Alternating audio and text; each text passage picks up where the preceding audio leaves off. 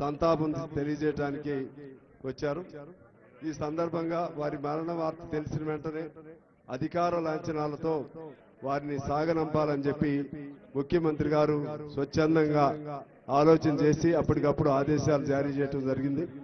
అలాగే ముఖ్యమంత్రి గారికి అలాగే మా సుధాకర్ రెడ్డి గారికి ఎంతో అనుబంధం, ఒకే జిల్లా. సురవరం కుటుంబం పట్ల కూడా వారికి ఎంతో అనుబంధం. ఆ పేరుతో మన తెలుగు యూనివర్సిటీ పేరు కూడా పెట్టడం జరిగింది.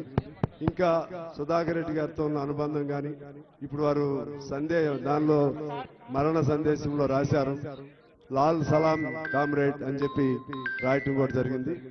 వారు ఇప్పుడు సుధాకర్ రెడ్డి గారి గురించి ముఖ్యమంత్రి గారిని మాట్లాడాలని కోరుతా ఉన్నా.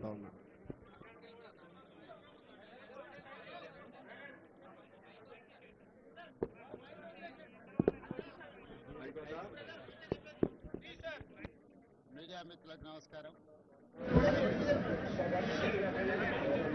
కామ్రేడ్ సుధాకర్ రెడ్డి గారి మరణం పేదలకు,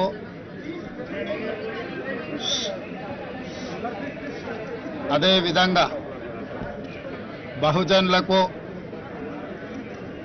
సిద్ధాంతపరమైన రాజకీయాలను శ్వాసగా పీల్చుకునే ప్రతి ఒక్కరికి తీరని లోటు. విద్యార్థి రాజకీయాల నుండి జాతీయ రాజకీయాల వరకు,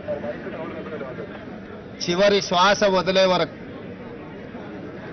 రాజీ పడని నిరాడంబర జీవితం, రాజీ పడని సిద్ధాంత రాజకీయం,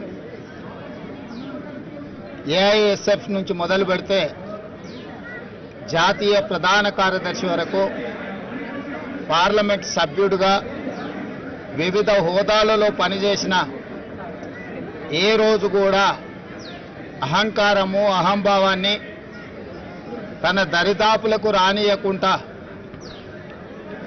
కంచుపాడు కామ్రేడ్గా, పాలమూరు జిల్లా బిడ్డగా వారు వన్నె తెచ్చిండ్రు. మొన్న జరిగిన శాసనసభ సమావేశాలలో వారు ఒక లేఖ మిత్రులు సాంబశివరావు గారితో నాకు పంపించిండ్రు. తెలుగు విశ్వవిద్యాలయానికి ఆనాడు హైదరాబాదు రాష్ట్ర విముక్తి పోరాటంలో పత్రికా సంపాదకుడుగా ఎనలేని సేవలు అందించి నిజాం నిరంకుశ రాజ్యాన్ని నుంచి పేదలకు విముక్తి కలిగించిన సురవరం ప్రతాప్ రెడ్డి గారి పేరు పెట్టాలి అని వారు నాకు లేఖ రాయడం జరిగింది. శాసనసభలో ఆ లేఖ నాకు అందించిన మరుక్షణం అక్కడికక్కడే సాంబశివరావు గారు ఇచ్చిన లేఖను సుధాకర్ రెడ్డి గారు చేసిన సూచన ప్రకారం తెలుగు విశ్వవిద్యాలయానికి తెలంగాణ ఆనాటి హైదరాబాద్ విముక్తి పోరాట యోధుడు సురవరం ప్రతాప్ రెడ్డి గారి పేరును పెట్టడం జరిగింది.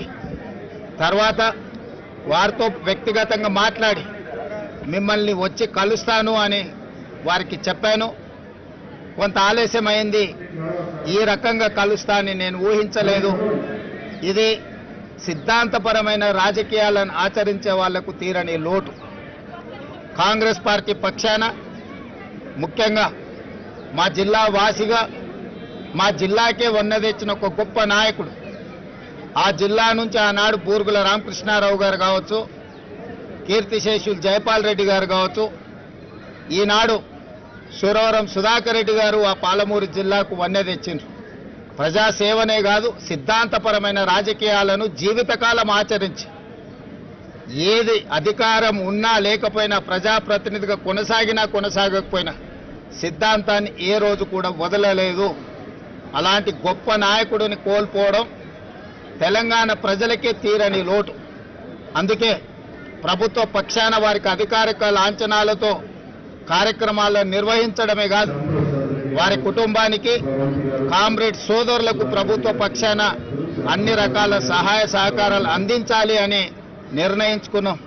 నిన్న జరిగిన మా పొలిటికల్ అడ్వైజరీ కమిటీ సమావేశంలో కూడా గాంధీ భవన్లో మా పిసిసి అధ్యక్షులు, ఏఐసిసి ఇన్ఛార్జ్ జనరల్ సెక్రటరీ గారు మా సమావేశంలో కూడా వారి ఆత్మకు శాంతి చేకూరాలి, వారు అందించిన ఎనలేని సేవలను మేము సమావేశంలో కూడా చర్చించుకోవడం జరిగింది.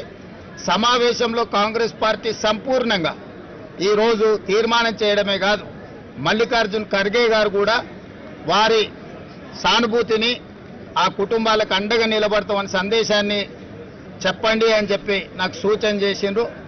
ఈరోజు ఏఐసిసి పక్షాన, తెలంగాణ కాంగ్రెస్ పార్టీ పక్షాన, తెలంగాణ ప్రభుత్వం తరఫున కూడా వారికి ఘనమైన నివాళులు అర్పిస్తూ వారి కుటుంబానికి అండగా ఉంటాం. వారి ఆత్మకు శాంతి చేకూరాలని, వారి కుటుంబం మనోధైర్యం కోల్పోకుండా ఉండాలి అని కోరుకుంటూ మీ అందరి దగ్గర సెలవు తీసుకుంటున్నా. జోహార్ కామ్రేడ్ సుధాకర్ రెడ్డి గారు. సురవరం సుధాకర్ రెడ్డి గారి జ్ఞాపకార్థం ఏదైనా ఒక మంచి నిర్ణయం తీసుకుంటాం, మంత్రివర్గంలో చర్చిస్తాం. అది ఎక్కడ, ఏ విధంగా, ఏ రకమైన కార్యాచరణ చేపట్టాలి మేము మంత్రివర్గంలో